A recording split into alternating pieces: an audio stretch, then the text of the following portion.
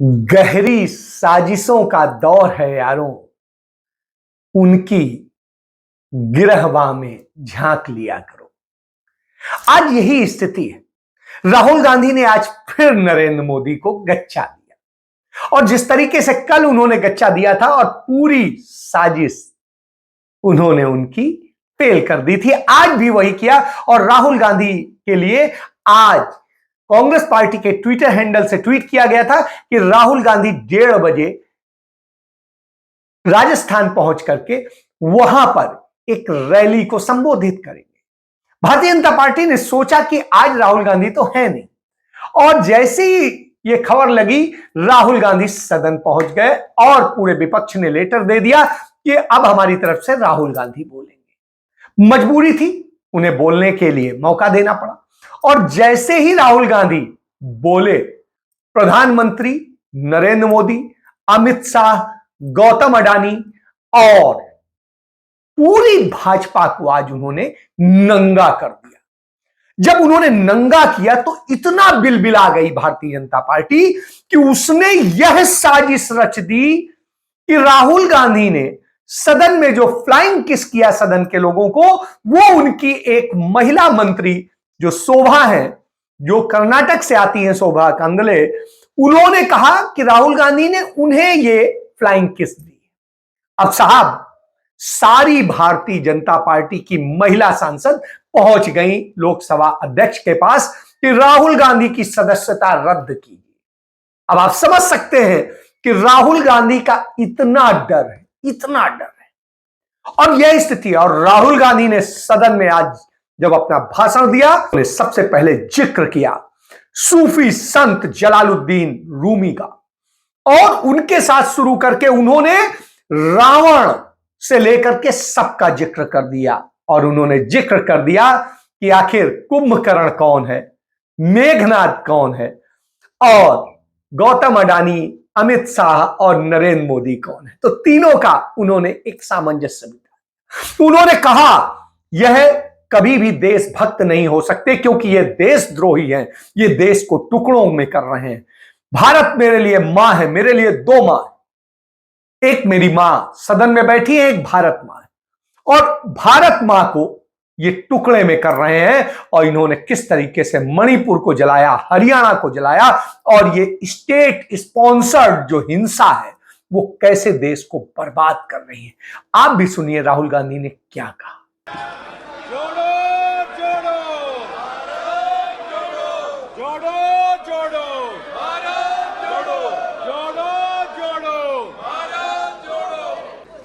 Speaker sir, सबसे पहले मैं आपका धन्यवाद करना चाहता हूं कि आपने मुझे लोकसभा में रीइंस्टेट किया।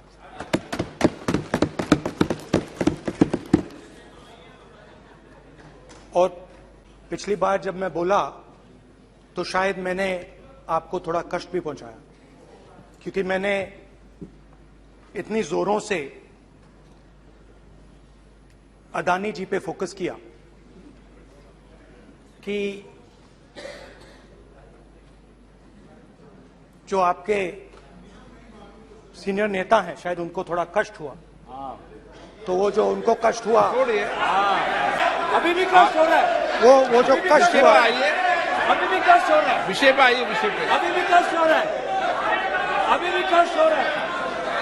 ये देखिए, ये सारे ये है। तो वो जो कष्ट हुआ, 1 2 3 4 5 उसका असर शायद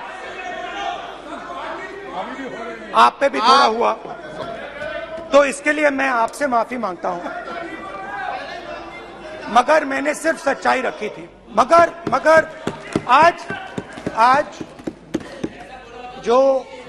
आज जो मेरे बीजेपी के मित्र हैं, आज आपको डरने की जरूरत नहीं है। डरो मत, क्योंकि आज जो मेरा भाषण है, डरो मत, और आप डरो मत।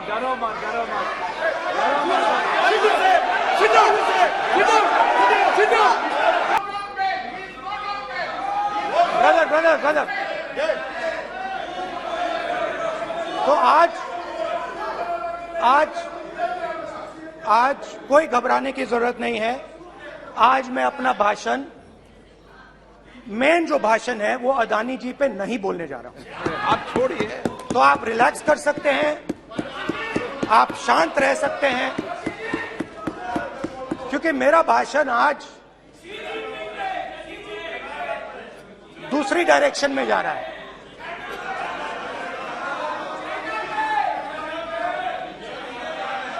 रूमी ने कहा था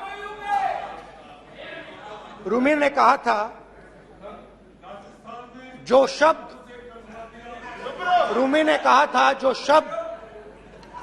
दिल से आते हैं वो शब्द दिल में जाते हैं। तो आज मैं दिमाग से नहीं बोलना चाह रहा हूं, मैं दिल से बोलना चाह रहा हूं।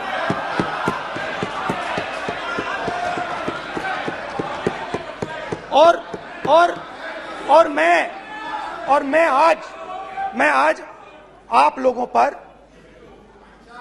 इतना आक्रमण नहीं करूंगा। मतलब एक दो गोले जरूर मारूंगा, मगर इतना नहीं मारूंगा। तो आप रिलैक्स कर सकते हैं। पिछले साल 130 दिन के लिए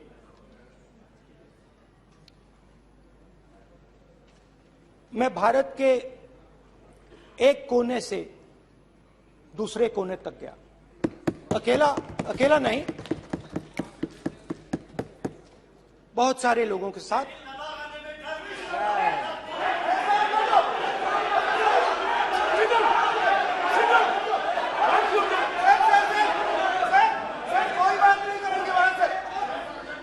सर, ये हमारा टाइम खत्म करने का साजिश है। समुद्र के तट से माननीय सदस्य प्लीज ऐसे धमकाने का बात की मत बोलो यहाँ पे। बोलिए, आप उधर भी हाँ प्लीज। मैं समुद्र के तट से कश्मीर की बर्फीली पहाड़ी तक चला। नहीं, लद्दाख को मैंने नहीं छोड़ा। यात्रा अभी खत्म नहीं हुई है, यात्रा जारी है और जरूर लद्दाख आएंगे, घबराइए मत। बहुत सारे लोगों ने मुझसे पूछा यात्रा के दौरान, यात्रा के बाद कि राहुल तुम क्यों चल रहे हो, क्या तुम्हारा लक्ष्य क्या है, कन्याकुमारी से कश्मीर तक क्यों जा रहे हो। और जब वो मुझसे पूछते थे, शुरुआत में मेरे मुंह से जवाब नहीं निकलता।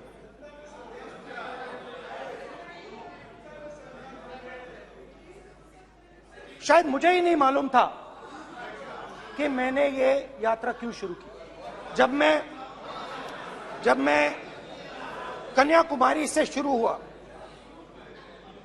मैं सोच रहा था मैं हिंदुस्तान को देखना चाहता हूं, समझना चाहता हूं, लोगों के बीच में जाना चाहता हूं, मगर गहराई से मुझे मालूम नहीं था।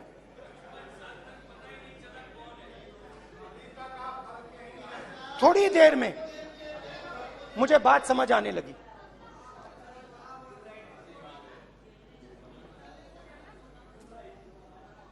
जिस चीज से मुझे प्यार था, जिस चीज के लिए मैं मरने को तैयार हूं, जिस चीज के लिए मैं मोदी जी की जेलों में जाने को तैयार हूं, जिस चीज के लिए मैंने 10 साल हर रोज गाली खाई, उस चीज को मैं समझना चाहता था। ये है क्या जिसने मेरे दिल को इतनी। भाई आप रनिंग कमेंट्री बंद करो नहीं तो हम भी चालू करेंगे। सुनने का आप ध्यान रखो। जिस चीज ने मेरे दिल को इतनी मजबूती से पकड़ रखा था उसको मैं समझना चाहता हूं। शुरुआत में जैसे मैंने शुरू किया, सालों से मैं हर रोज 8-10 किलोमीटर दौड़ता हूं, तो मेरे दिमाग में था कि अगर मैं 10 किलोमीटर दौड़ सकता हूं तो 25 किलोमीटर चलने का क्या मतलब, कोई बड़ी बात नहीं है। ये मैंने सोचा था। आज मैं उस भावना को देखूं तो वो अहंकार था कि मैं ये कर सकता हूं, ये कुछ नहीं है। तो मेरे दिल में उस समय अहंकार था।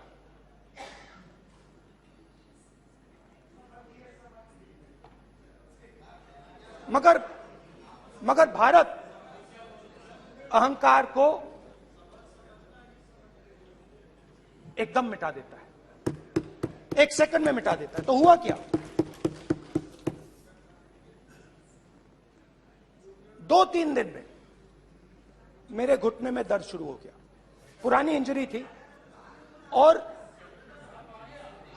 जबरदस्त दर्द। हर रोज मैं उठूं और मेरे घुटने में दर्द, हर कदम में दर्द। तो पहले 2-3 दिनों में जो अहंकार था, जो मतलब भेड़िया जो निकला था, वो चींटी बन गई एकदम। जो हिंदुस्तान को अहंकार से देखने निकला था, वो पूरा का पूरा अहंकार गायब हो गया। और रोज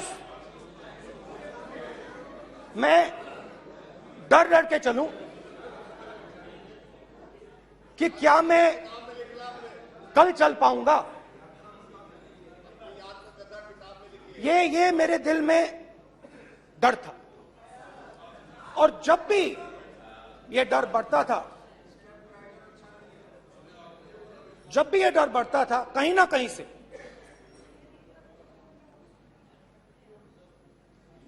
कोई ना कोई शक्ति मेरी मदद कर देती थी। एक दिन मैं सह नहीं पा रहा था, एक छोटी सी लड़की आती है, मुझे चिट्ठी दे देती। मैंने चिट्ठी खोली, 8 साल की थी, उसमें लिखा था, Rahul, I am walking with you, don't worry. उसने मेरे पैर में चोट देखी और उसने अपनी शक्ति मुझे दे दी। सिर्फ उसने नहीं, लाखों लोग ने। और शुरुआत में जब मैं चल रहा था, कोई किसान आता था, मैं एकदम पहले उसको अपनी बात बताता था कि आपको ये करना चाहिए, आपको इस प्रकार से काम करना चाहिए। मगर इतने लोग आए, हजारों लोग आए, कि थोड़ी देर में मैं बोल नहीं पाया। जो मेरे दिल में बोलने का डिजायर था, वो बंद हो गया। बोल ही नहीं पाया क्योंकि इतने लोगों से बोलना था। और एक सन्नाटा सा छा गया, भीड़ की आवाज थी, भारत जोड़ो, भारत जोड़ो, भारत जोड़ो। और जो मेरे से बात करता था, उसकी आवाज में सुनता गया।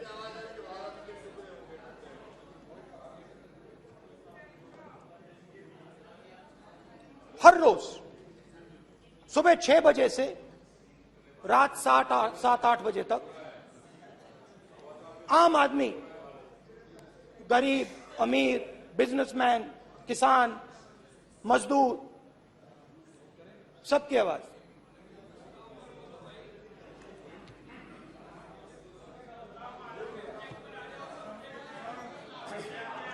आ रहा हूं।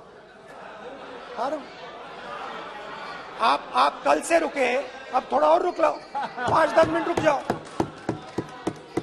तो ये चलता गया, मैं बात सुनता गया, और फिर मेरे पास एक किसान आया, और किसान ने हाथ में रुई पकड़ी हुई थी, और उसने मुझे कहा, अध्यक्ष महोदय, उसने कहा, मेरी आंख में देखकर उसने मुझे अपना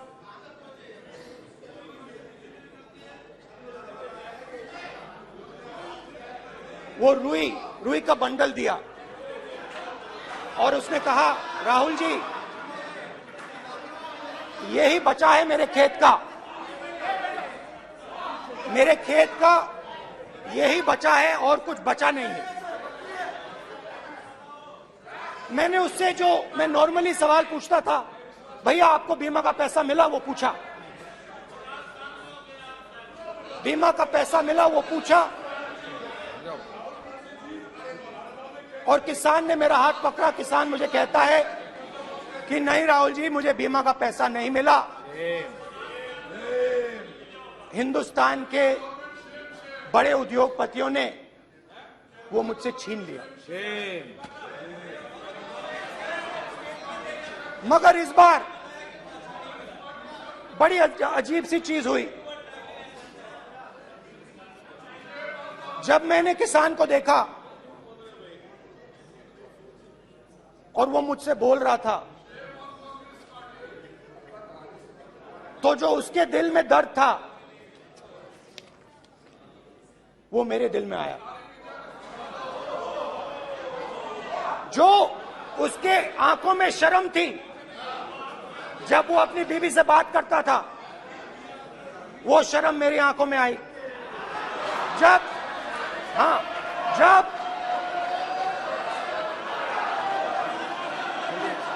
जब उसकी जो भूख थी वो मुझे समझ आई, और उसके बाद यात्रा बिल्कुल बदल गई। मुझे भीड़ की आवाज नहीं सुनाई देती थी, मुझे सिर्फ उस व्यक्ति की आवाज सुनाई देती थी जो मेरे साथ बात कर रहा था। उसका दर्द, उसकी चोट, उसका दुख, मेरा दुख, मेरी चोट, मेरा दर्द बन गया।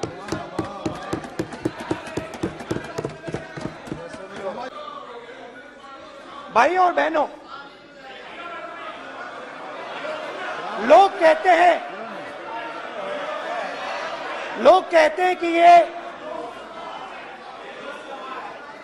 देश है, कोई कहता है ये अलग अलग भाषाएं हैं, कोई कहता है ये जमीन है, मिट्टी है, कोई कहता है ये धर्म है, ये सोना है, ये चांदी है। मगर भाइयों और बहनों, सच्चाई है कि ये देश एक आवाज है, ये देश सिर्फ एक आवाज है। ये देश इस देश की लोगों की आवाज है, इस देश के लोगों का दर्द है, दुख है, कठिनाइयां हैं। और अगर हमें इस आवाज को सुनना है तो हमारे दिल में जो अहंकार है, हमारे जो डिजायर्स हैं, हमारे जो सपने हैं, उनको हमें परे करना पड़ेगा। जब हम अपने सपनों को परे करते हैं, तब हमें हिंदुस्तान की आवाज सुनाई देती है, तब तक हिंदुस्तान की आवाज हमें नहीं सुनाई देती। अब आप कहोगे ये बात मैंने नॉन कॉन्फिडेंस मोशन में क्यों रखी? इसका क्या मतलब है कि भारत एक आवाज है, भारत लोगों का दुख है, भारत लोगों का कष्ट है, मुश्किलें हैं, क्योंकि भाइयों और बहनों,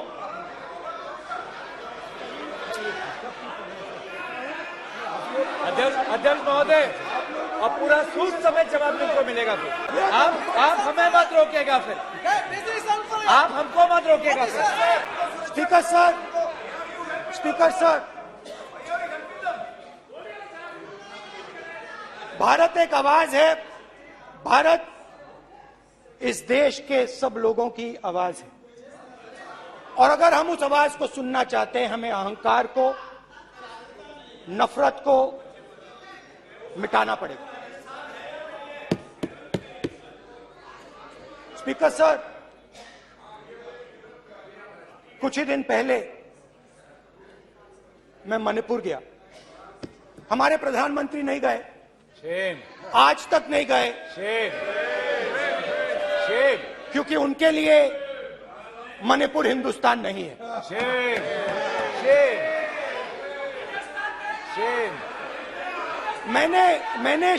मैंने मणिपुर शब्द प्रयोग किया, मगर आज की सच्चाई यह है कि मणिपुर नहीं बचा है। मणिपुर को आपने दो भाग में कर दिया है, मणिपुर को आपने बांट दिया है, तोड़ दिया है। मैं मणिपुर में रिलीफ कैंप्स में गया। रिलीफ कैंप में आज जा रहा हूं।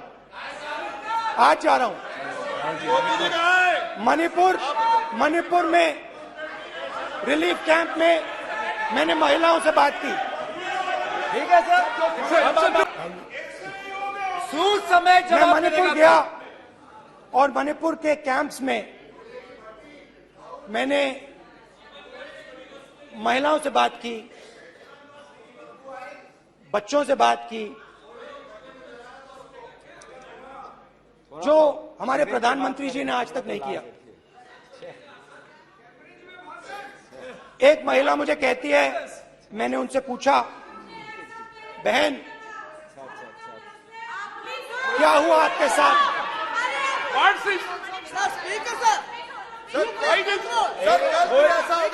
एक मंत्री बोल रहे, एक मंत्री खड़े होके बोल रहे, एक मंत्री खड़े होके ऐसे कर रहे, पूरे सब खड़े हो गए। सर कांग्रेस पार्टी ने पूरा देश खड़ा हो गया आपके खिलाफ, तो पूरा देश कल आपके खिलाफ खड़ा होगा। मैं बहुत सारी महिलाओं से बात किया, मगर मैं आपको दो उदाहरण देना चाहता हूं। एक महिला मुझे कहती है, मैंने कहा क्या हुआ तुम्हारे साथ? कहती है, मेरा छोटा सा बेटा, महिला का सम्मान करें प्लीज, ये सम्मान। एक ही बच्चा था मेरा, एक ही बच्चा था मेरा, मेरे सामने, मेरे आंखों के सामने उसको गोली मारी है। मैं पूरी रात, आप सोचिए, आप अपने बेटों के बारे में सोचिए, मैं पूरी रात उसकी लाश के साथ लेटी रही। झूठ नहीं, झूठ आप बोलते हो, झूठ मैं नहीं बोलता हूं। मैं पूरी रात उसकी लाश के साथ लेटी रही, और फिर मुझे डर लगा, मैंने अपना घर छोड़ दिया, जो भी मेरे पास था वो मैंने छोड़ दिया। मैंने उनसे पूछा, कुछ तो लाई होगी? कहती है, नहीं, सिर्फ मेरे जो कपड़े हैं ये मेरे पास हैं। और फिर इधर उधर ढूंढती है और एक फोटो निकालती है और मुझे कहती है, यही मेरे पास अब बची है।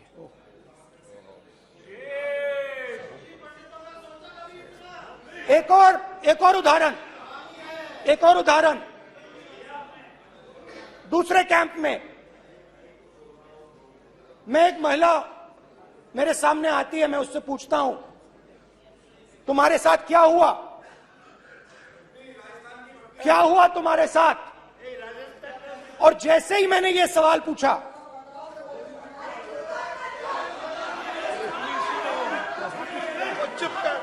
जैसे ही मैंने ये सवाल पूछा, आप महिला का दर्द नहीं सुन सकते, महिला का दर्द नहीं सुन सकते, महिला का दर्द सुनने का आपका धैर्य नहीं है, महिला का दर्द नहीं सुन सकते, महिला का दर्द नहीं सुन सकते। जैसे ही मैंने उससे सवाल पूछा तुम्हारे साथ क्या हुआ, शर्म नहीं है तेरे को? वैसे ही 1 सेकंड में वो कांपने लगी। उसने अपने दिमाग में वो दृश्य देखा और वो बेहोश हो गई। मेरे सामने कांपती हुई बेहोश हो गई। तो ये मैंने आपको सिर्फ 2 उदाहरण दिए हैं। स्पीकर सर, इन्होंने मणिपुर में हिंदुस्तान की हत्या की है। सिर्फ मणिपुर की नहीं, हिंदुस्तान की हत्या की है। इनकी राजनीति ने मणिपुर को नहीं, हिंदुस्तान को मणिपुर में मारा है। हिंदुस्तान को कत्ल किया है, हिंदुस्तान का मर्डर किया है मणिपुर में।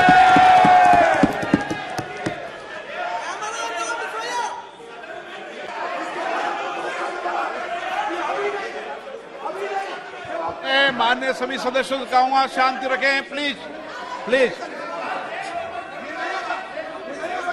मणिपुर, हाँ क्या बोल रहे हैं? अब बोलिए। एक अरे भाई क्या बात है?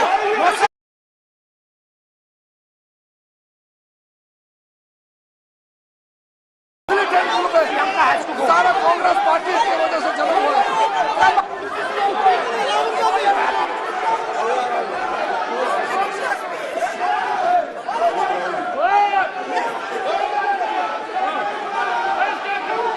ओके, बैक आजा, बैक हेमंत, प्रतापन हो गया। आप भाषण नहीं सुनना चाहते? आप भाषण नहीं सुनना चाहते? प्लीज बैठिए। कैसे सदन नहीं चलेगा? ये तरीका ठीक नहीं है। जब मैंने किसी को कहा है तो कहा है, ऐसे सदन नहीं चलेगा। आप सदन नहीं चलाना चाहते अलग बात है। आप अपनी बात कहिए, गलत तरीका ये। नो, ऐसे सदन चलने वाला नहीं है। जो माननीय सदस्य टेबल पर आए उनके खिलाफ कार्रवाई होगी। प्लीज बैठिए।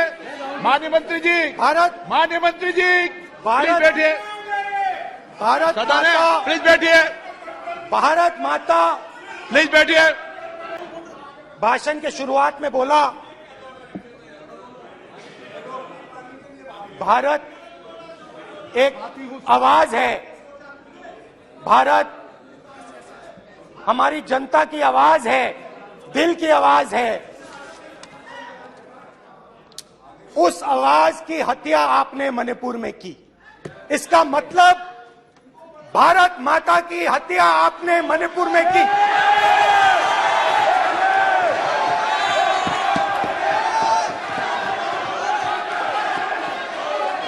भारत माता को आपने मणिपुर के लोगों के मारा। आपने मणिपुर के लोगों को मारकर भारत की हत्या की है। आप देश द्रोही हो, आप देशभक्त नहीं हो, आप देश प्रेमी नहीं हो, आप देशद्रोही हो। आपने देश की हत्या मणिपुर में की। आप बैठना चाहते नहीं बैठना चाहते? इसीलिए आपके प्रधानमंत्री आप? मणिपुर में नहीं आप जा करो, सकते बैठिए आप। हैं, क्योंकि उन्होंने प्लीज। देश की हत्या की है मणिपुर में। मणिपुर में हिंदुस्तान की हत्या की है, भारत माता की हत्या की है मणिपुर में। मणिपुर के प्लीज बैठिए आप, प्लीज। आप बोल रहे फिर। आप भारत माता के रखवाले नहीं एक हो, मिनट माननीय सदस्य। आप भारत माता के हत्यारे हो। प्लीज माननीय सदस्य, प्लीज माननीय सदस्य, प्लीज माननीय सदस्यगण, प्लीज माननीय सदस्यगण, भारत मां हमारी मां है। हमें सदन में बोलते समय संयम बरतना चाहिए। मेरा अपनी मां की हत्या की बात कर रहा हूं। मणिपुर में अपनी मां की हत्या की बात कर रहा हूं। मैं आदर से बोल रहा हूं, आपने मेरी मां की हत्या की मणिपुर में। एक मेरी मां यहां बैठी है, दूसरी मां को आपने मणिपुर में मारा है।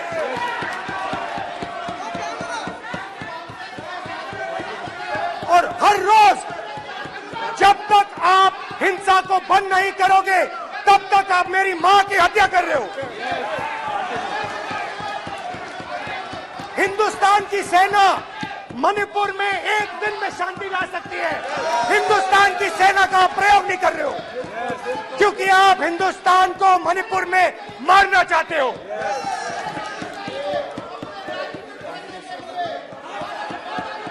तो अगर नरेंद्र मोदी जी हिंदुस्तान की आवाज नहीं सुनते हैं, अगर हिंदुस्तान के दिल की आवाज नहीं सुनते हैं, तो किसकी आवाज सुनते हैं? दो लोगों की आवाज सुनते हैं। इसकी आवाज सुनते हैं, इसकी आवाज सुनते हैं, और इसलिए सुनते हैं। नो एक गलत तरीका माननीय सदस्य। देख लीजिए अडानी जी के लिए मोदी जी ने क्या काम किया है। देख लीजिए, ये पहले आप गलत तरीका आपका। माननीय सदस्य आपका गलत तरीका है। आप सीनियर सदस्य हैं, आप इस तरीके का व्यवहार सदन में मत करिए। आप बात करिए, लेकिन इस तरीके से पोस्टर लाना ये उचित नहीं है किसी तरीके से। रावण दो लोगों की सुनता था। रावण दो लोगों की सुनता था, मेघनाथ और कुंभकर्ण।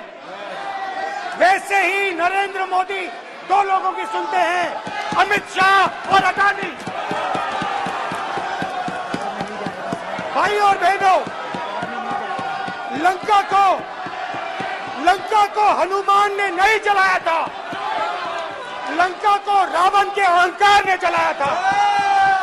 प्लीज माननीय सदस्य, आप संयमित बोले। आप ये सदन है, आप तरीके से बोलिए। माननीय राम सदस्य ने रावण को नहीं मारा था, रावण के अहंकार ने रावण को मारा था। आप पूरे देश में केरोसिन फेंक रहे हो, पूरे देश में आप केरोसिन फेंक रहे हो। आपने मणिपुर में केरोसिन फेंकी और फिर चिंगारी लगा दी। अब आप हरियाणा में कर रहे हो, पूरे देश को आप जलाने में लगे हो। आप पूरे देश में भारत माता की हत्या कर रहे हो। धन्यवाद स्पीकर।